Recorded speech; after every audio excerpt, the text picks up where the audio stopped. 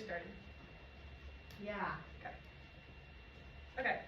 Hi guys, so today we're going to be talking about the critical approach, which we kind of already reached on throughout the past couple days.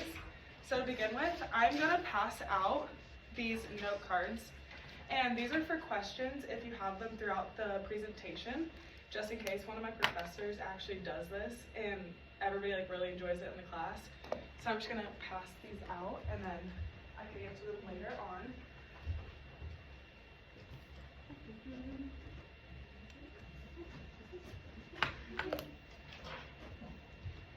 Okay, so obviously we've talked a lot about critical approach in chapter 6, but there's a few things that we have not touched on. So today's agenda, we will be touching on the definition of the critical approach, the outcomes of control structures, which includes ideology, hegemony, and actually post-hegemony, which we have not learned about. And then the goal of the critical model, which is emancipation and resistance. So, the definition of the critical approach is that basically it's centered around power and control, which we have talked about previously. But this power is not actually equally distributed amongst the hierarchy, so basically CEO has a whole lot more power than an employee does. And actually Karl Marx, which is what we just talked about, he was part of the foundation, and he studied the relationship between the owners and the workers, and he basically saw the workers revolt against the owners, and that's kind of what led him to figure out how this power and domination work together inside of an organization, which ultimately created his little side on the critical approach. So the agreements that critical theorists all agree on, there's 3 of them. 4. So the first one is hierarchy leads to unequal power. So basically this whole hierarchy, there's a whole lot of more power on the top level than there is on the bottom. The imbalances lead to the unjust treatment of the social classes. So CEOs can treat employees not very well, but then the CEOs can't really treat they have to respect their kind of upper hand in like their CEOs. And then they want to explore these imbalances and kind of show the issues. And when they can actually show what is happening and what the issues are and come to realization, that's what leads to emancipation. So the first outcome of control structure is ideology. So ideology is what structures and kind of controls our interpretations and our thoughts. It also shapes the culture of the organization. So whatever ideology a person has, it's usually what the culture stands for, because a higher power is probably putting that and ingraining that into your brain. So you kind of have a one kind of like way street of thinking. And then these assumptions are also rarely questioned. So you're not going to probably question your CEO if they tell you to do something, or if they tell you to think a certain way. You're not going to be questioning that, which also influences behaviors, because if a CEO tells you to do something, once again, you're not just going to be like, oh yeah, I'm not going to do that. You're going to listen and you're going to do it because you respect them. So an example of this is if a company promotes a family culture and they're giving you minimum wage, but they're like, yep, this is a family, we are a family, but in reality, you're getting way less pay than everybody else, but it's okay because we're a family culture and that's all that matters. And that's kind of what they do. They kind of just go into your brain and kind of figure out that what like kind of touches on your heart, and they're like, oh, like you love me, you care for me, but in reality, you're just getting gypped and not getting enough money. So the next one is hegemony, which we've also talked about. So hegemony are certain ideas when certain ideas become dominant and it influences how people act. So it basically shapes one's ideology so that the dominant view is the only one that kind of matters, and then all the other ones are overlooked. So this is like if an employee wants to have a say, it doesn't matter because the CEO's kind of mindset is what is going to control it. The CEO's does not matter, so that's what's getting overlooked.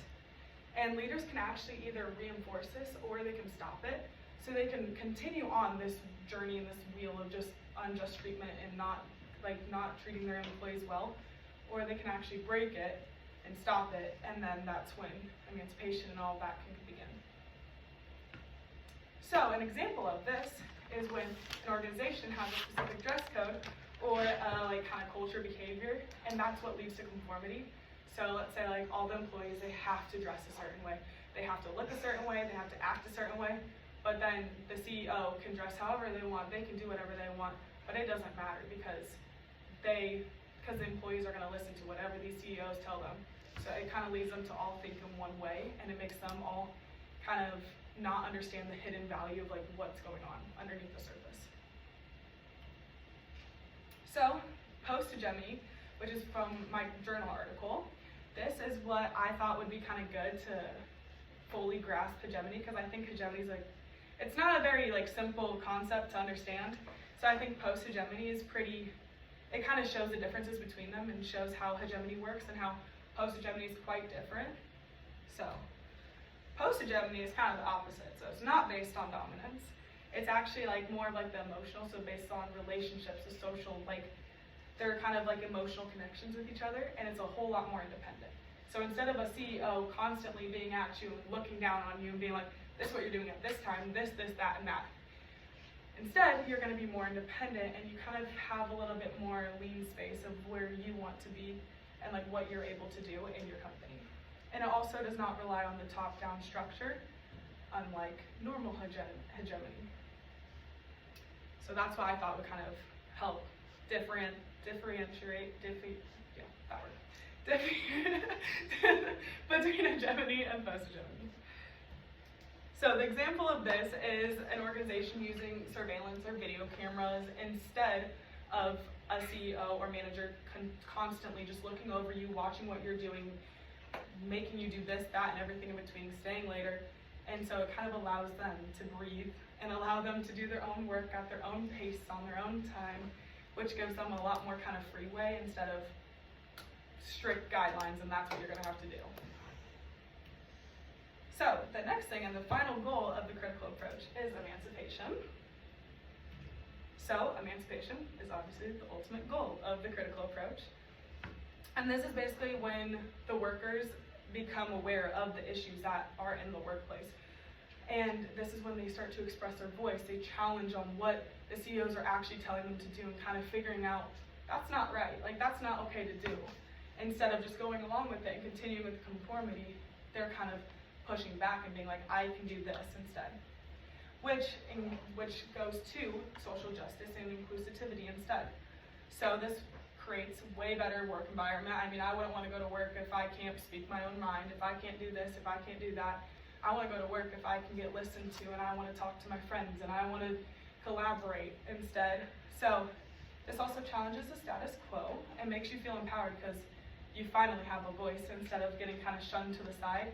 You're finally being able to talk and what you want to talk about.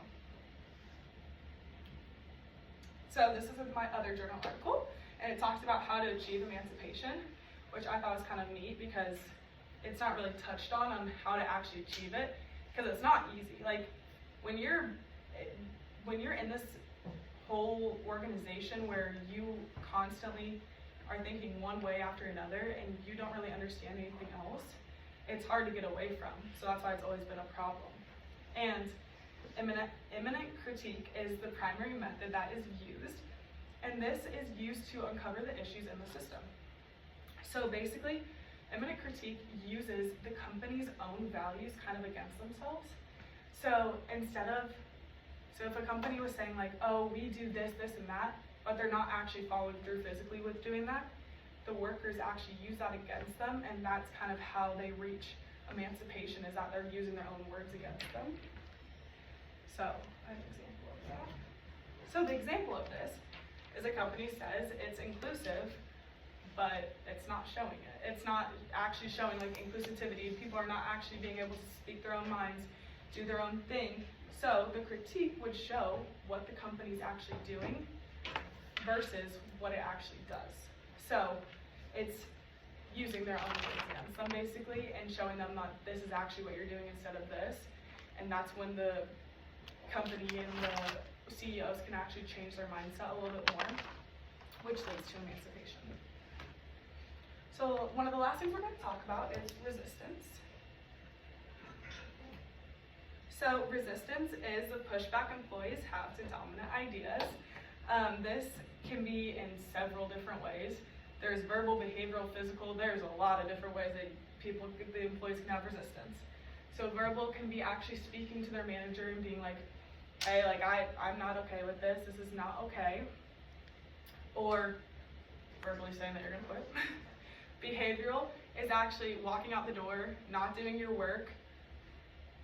Yeah. And then physical would be like filing a complaint or putting in your 2 weeks and kind of putting your foot down and being like, this is what I actually stand for and this is what I'm gonna do. And so this basically overall just highlights issues that truly need addressing, which is what leads to an actual positive change, because it shows that the employees are not scared to kind of fight back and be like, this isn't okay, this is not right. And that's what can also lead the CEOs in a positive direction instead of them taking it negatively. So, now it's our activity. So, our activity is organizational role play with critical approach. So, I'm going to hand out, these cards have C, M, and E on them. So one stands for CEO, one stands for manager, and one stands for employee. So, you're each gonna, wow, I counted way too many of these. Oops, okay. So, you two can be in a group. And then you group. So one of you will be CEO, one of you will be manager. Or employee, not manager, sorry. So you guys can choose which one. And then one will be CEO, one will be manager, and one will be employee. So, with these cards, you're gonna take your role, and the CEO is gonna have the upper hand. That person can do whatever they want. They can deal with whatever topic they want. They can do literally anything they want with this. The employee, on the other hand, you don't really get to speak. You get like maybe 5 words in and that's it. And then the manager, you also get to kind of like, you're on the CEO side. So you're gonna be talking to them and being like, yeah, like let's do that.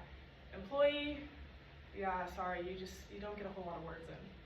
So group 1, you can do handling layoff. And then group 2, you can do conflict between employees. And you're just gonna talk about the concerns that you actually have, the motivations, and then the reasonings of how you want to handle it and why you're gonna do it. And then at the end, the CEO is gonna tell me the final consensus on what you're gonna be doing and how you're gonna handle this issue in the workplace. So you get 5 minutes. 3 minutes, we'll do 3 minutes. Begin.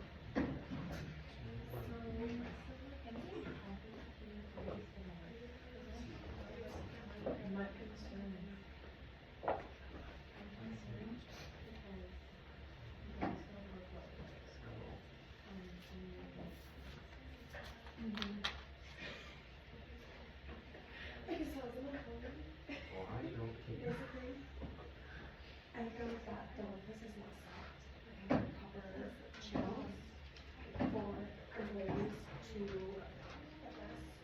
contact the workers. I think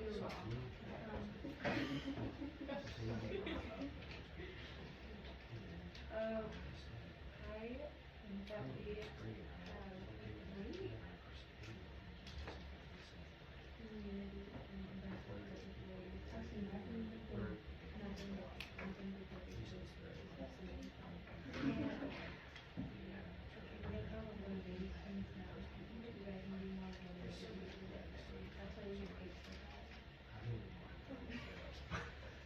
This is how we're looking at it. And then for my reasons. No, you can leave that. It's okay. Okay, so the second one on that would be, I'm sorry, I think you already said it, right? Would be wrong. I'm kidding, you can say what you want to say. So, wrong. Yes. So overall,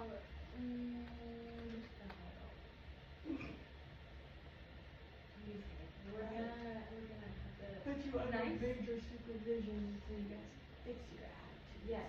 We're gonna have a nice talk. How I use tools and I'm one of three.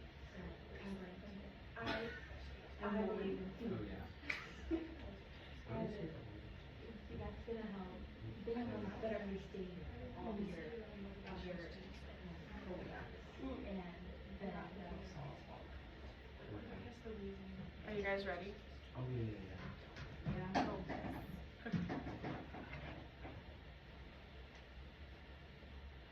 Are you guys ready? Yeah. Okay.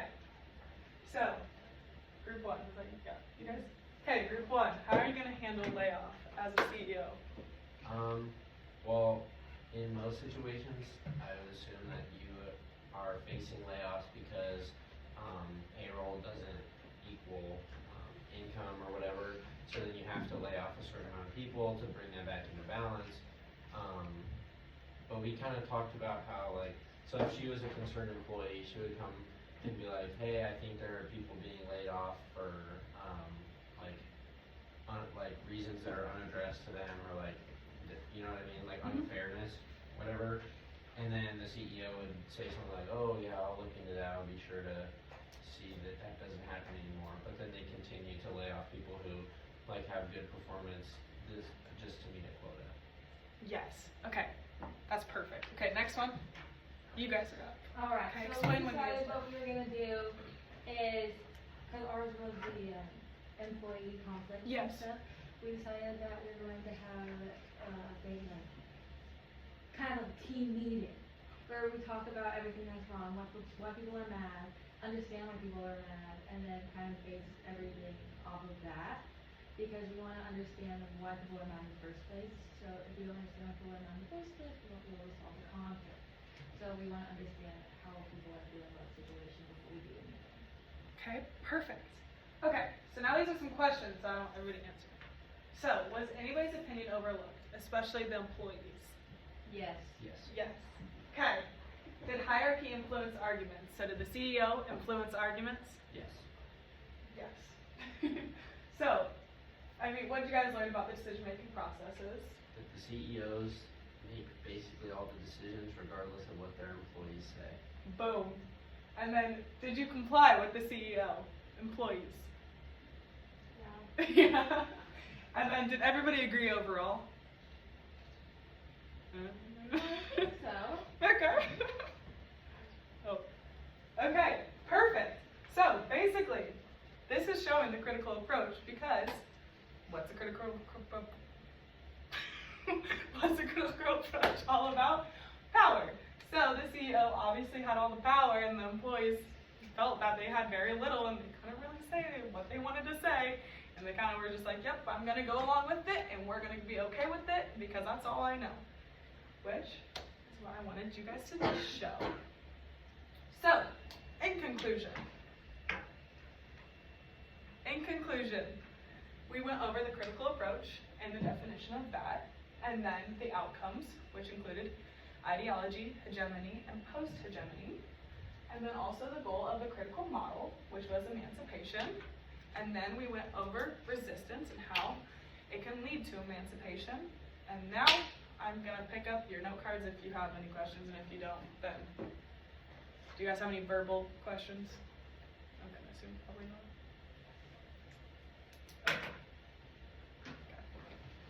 Thank you. Perfect. Time 1839. 1839. Saved by the bell.